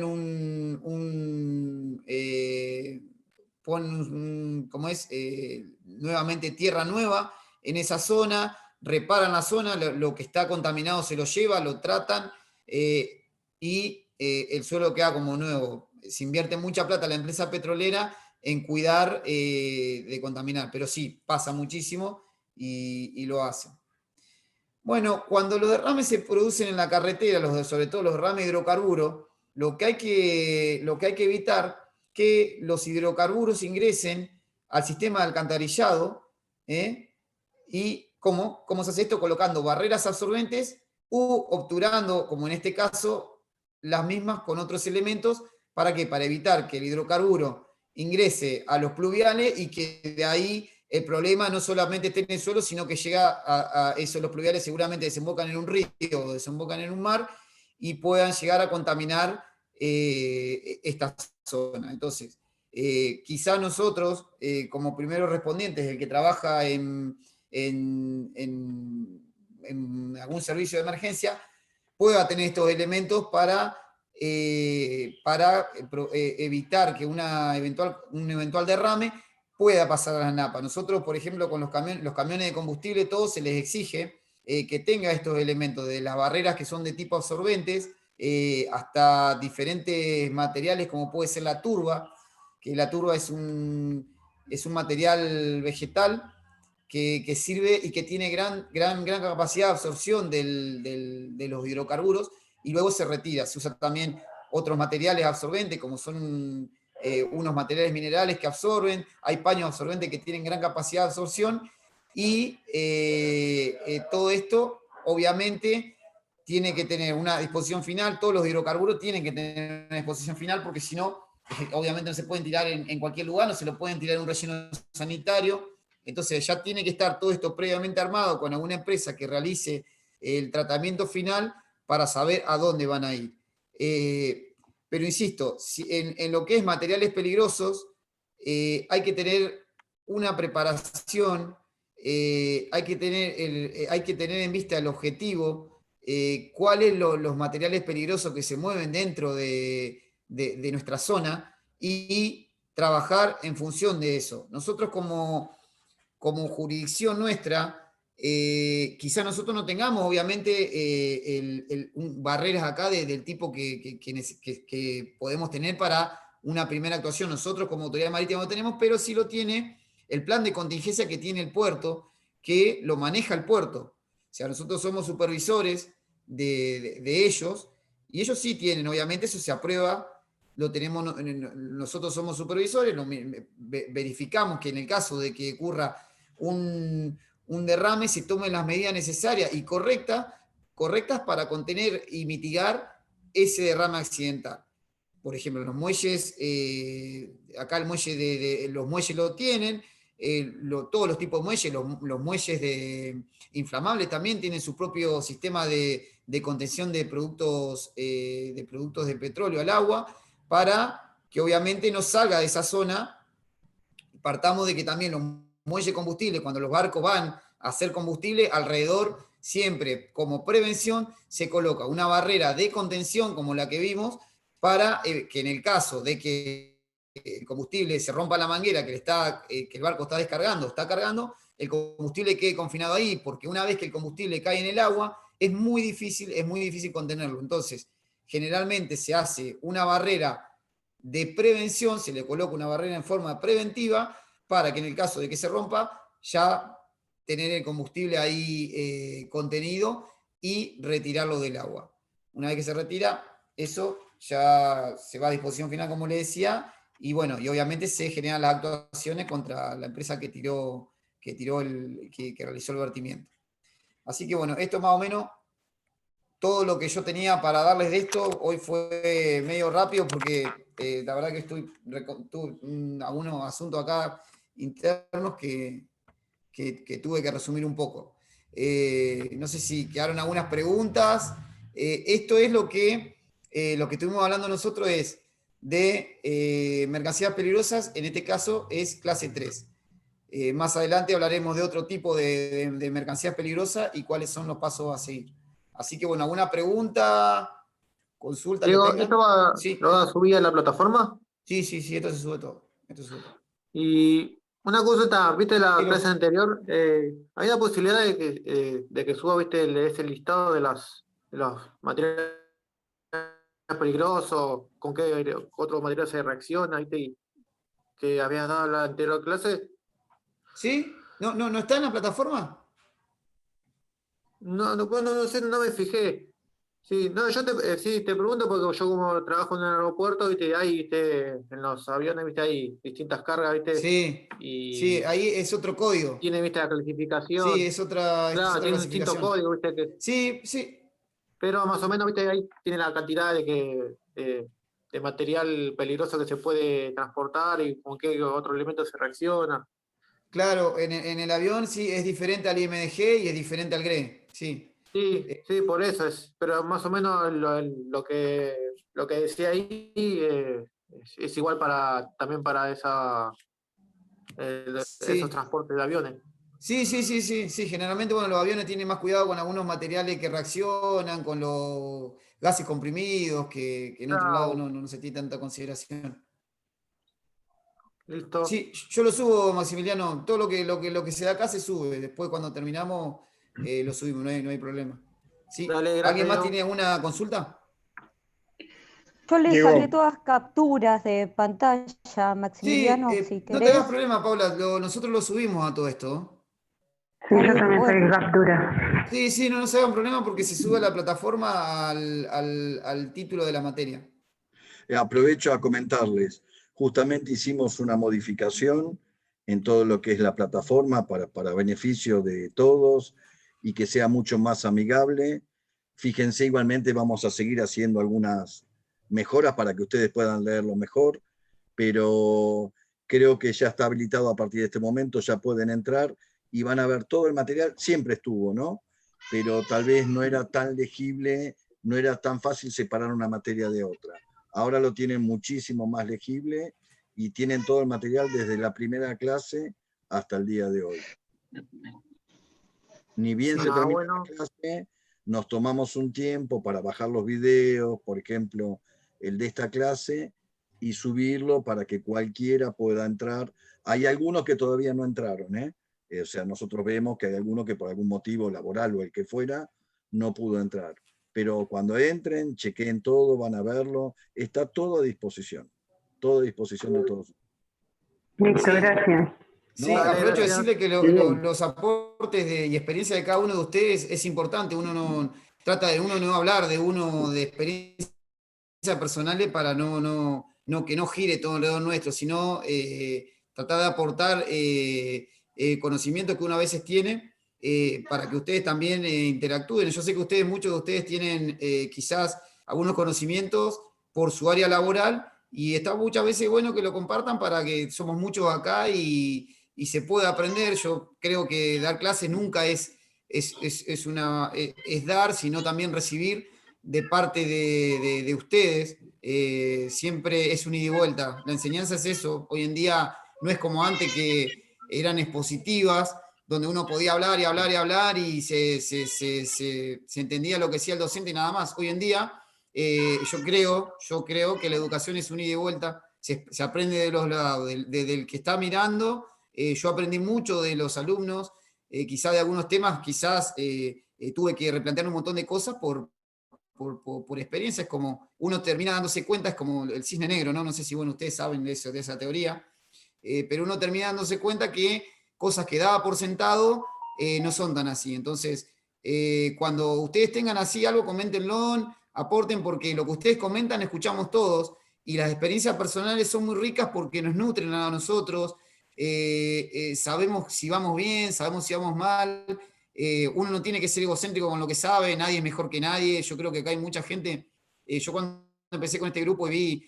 vi la capacidad que tenía cada uno, lo que hablábamos el otro día con Claudio, con la gente del instituto, es que bueno, que estas nuevas generaciones que trabajamos en emergencia, queremos todo lo mismo, tratar de mejorar desde el punto de vista personal, cada uno ser mejor persona en lo que es ayudar a los demás, porque los que trabajamos en estas situaciones somos apasionados de la emergencia y lo que queremos hacer siempre es dar lo mejor, aprender nosotros, ¿para qué? Para darle lo mejor a la sociedad. Así que bueno, cada uno desde su lugarcito lo está haciendo, y yo creo que si todos vamos por el mismo camino, vamos a tratar de mejorar esto que esta sociedad que lamentablemente estamos tan bajos de valores. Es una apreciación personal mía, ¿no? Pero los que estamos acá tenemos todo algo en común, que es buscar el bienestar del otro. Aunque ustedes no crean, estar participando en esto es buscar el bienestar para ayudar, para aprender, para ayudar, para compartir conocimiento. ¿Para qué? No para nosotros, sino para poder ayudar a otros y poder compartirlos. Así que bueno, yo la verdad, a veces uno tiene algunas dudas, algunos traspiés, se equivoca, pero está bueno que ustedes estén acá compartiendo el tiempo, que el tiempo de cada uno es muy importante, y aprendiendo, y para nosotros eso nos es una satisfacción. Verlos ahí, la verdad para mí es satisfactorio, escucharme a mí hablar, hay que estar escuchándome ahí que está sentadito, pero bueno, son los nuevos paradigmas de la educación, es todo virtual. Yo a veces, yo le decía a Claudio, se los confieso, a veces me pone muy nervioso hablar por esta vía. Yo tampoco soy un nene, yo tengo 46 años, y soy de otra generación. Siempre di clase en forma presencial, entonces ver a las personas, interactuar personalmente es otra sensación. No, ojo, no estoy renegando de usted, al contrario. Yo creo que son los nuevos paradigmas de esta pandemia, donde todos estamos en nuestras casas y la rutina muchas veces nos agobia, y salir al mundo de una pantalla es como estar mirando por un barco que va navegando en el medio del mar, que sabe que no puede salir de ahí. Pero bueno, yo les agradezco su tiempo, les pido disculpas por las equivocaciones que podamos tener, todos tenemos nuestros tiempos también, y les agradezco a ustedes por saber disimular. Yo sé que ustedes, algunos, están muy preparados, yo los he visto, hay gente acá que está muy preparada, nos pone a nosotros con la vara muy alta. Personalmente a mí siempre trato de, cuando preparo las clases, de dar lo mejor y tratar de adelantarme a las preguntas, que sé que nunca se las voy a poder responder algunas. Algunos se quedan callados porque son muy educados y no quieren decir que uno se puede equivocar, porque somos seres humanos, pero bueno, yo creo que, y voy a seguir insistiendo, que es un ida y vuelta. Todos ustedes en su lugar saben un poquito de cada cosa, y nadie puede saber todo, gente. Así que bueno, les quería decir esto y les quiero agradecer por su tiempo. Dos consultas, Diego, disculpa, sí, antes que hable alguien más. Bueno, de lo que estás hablando, por ejemplo, tenemos el caso de Leonardo, que justamente el sábado nos invitó a participar, a escuchar una charla que él brindó. Fue Leonardo Navarro, que tenemos el orgullo de que él forme parte de este grupo, y seguramente va a compartir con Norma, eso están arreglando ahí entre los dos. Yo no me meto en ese tipo de peleas, pero la verdad, por la experiencia que tiene Leonardo, Norma ya obviamente lo está invitando para que todos compartamos, porque eso es lo lindo de todo esto, ¿no? Todos sabemos de todo un poquitito, pero hay algunos que tal vez somos especialistas en algún tema, y bueno, saber aprovecharlo, poder compartirlo, no hay nada mejor que eso, ¿no? Y lo que vos dijiste, para mí, yo lo comparto 100%. Totalmente. Y por último, Miguel te está levantando la mano, Miguel Di Giglio, que creo que seguramente te quiero hacer una pregunta a vos, Diego. Creo que es así. Miguel. Te escucho, Miguel. Hola. ¿Qué tal, Diego? ¿Cómo estás? Hola, Miguel. Una consulta. ¿Qué tipo de norma está vigente y regula la circulación de los materiales peligrosos por las zonas urbanas? ¿Por qué pregunto esto? Nosotros tenemos la estación de bomberos en el Bajo Flores. Estamos frente a la Villa 1114, en la espalda tenemos el Cruz San Lorenzo de Almagro. Y la avenida Perito Moreno es una arteria de ingreso y circulación muy importante desde la avenida General Paz hacia el interior de la ciudad. Todos los protocolos, por supuesto, están hechos en la zona portuaria, donde seguramente se deben practicar, entrenar, o en los aeropuertos, pero en forma permanente vemos que pasa por frente a la estación una cantidad de camiones con materiales peligrosos, porque además lo vemos en la leyenda de los tanques, que además no ingresan con ningún tipo de custodia, no por una cuestión de seguridad, de robo, sino para que o tránsito o alguna fuerza de seguridad lo saque lo más rápido posible del eje urbano, por la peligrosidad de las cosas que contienen, porque además paran en los semáforos como corresponde, y esa avenida de circulación, esa arteria de circulación, desarrolla un nivel de tránsito muy rápido. Habitualmente el tránsito circula muy rápido por ahí.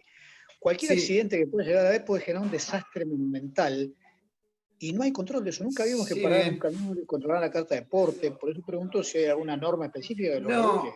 Mira, ¿sabés cuál es el problema? El problema es y será que los puertos no dejan, o sea, los materiales peligrosos y el consumo aumentó en estos años.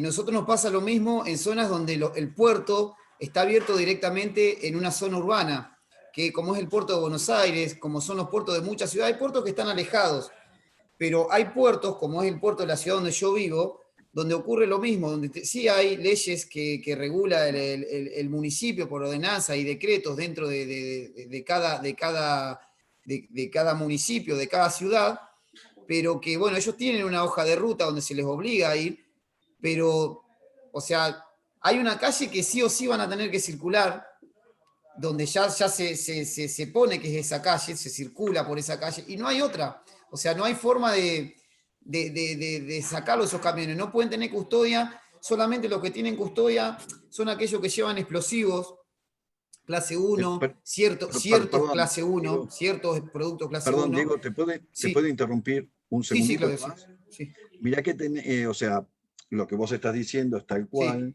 pero para Miguel, igualmente todo esto se va a subir a la plataforma. Esto es material que nos pasó Diego. Tenés una ley nacional, la 28.256, después hay decretos, hay resoluciones, tenés en el SIQUIME. Es todo lo que te está explicando Diego. Bueno, está todo escrito, y todo esto, bueno, obviamente lo vamos a subir para que nos quede a todos, y que seguramente, me estoy adelantando a algo que seguramente Norma lo va a decir, pero tal vez venga una persona justamente a hablarnos especialmente de esto. Por eso digo que estoy dando una pequeña parte nomás, ¿no? Pero bueno, Miguel, estas normas y resoluciones... Es el desafío, para cerrar, y es el desafío de los puertos que están abiertos a ciudades y que transportan eso, y que trabajan con mercancías peligrosas. Es inevitable verlo, acá nos pasa a nosotros igual. Nosotros igualmente no podemos tampoco decir mucho porque tenemos un solo camino, o sea, una calle principal de salida y una calle principal de entrada. Entonces es la vía más rápida, pero las ciudades se fueron modificando. Vos imaginate que Ushuaia tiene un parque inflamable en plena ciudad, tiene un parque de combustibles en plena ciudad, cuando eso en ninguna ciudad es ilógico, y quedó en el medio de la ciudad. ¿Por qué? Porque la ciudad fue creciendo muy rápido, y son los nuevos desafíos de la urbanización, que hace en el medio de todo. Entonces, lo que antes estaba en zona de campo, hoy en día ya es zona urbana de alto tránsito. Obviamente hay que replantear un montón de cosas, pero vos fíjate la cantidad de problemas de base que hay en lo que es la circulación, y yo creo que es el desafío de esta nueva era, es esa, justamente regular la cantidad de mercancías peligrosas que se mueven por nuestras carreteras, por nuestras rutas, que mucha gente porque desconoce, pero hay cantidad y millones de mercancía peligrosa que circula, como vos lo decís, por frente a tu cuartel, como pasan por zonas urbanas, rurales, por frente de escuelas.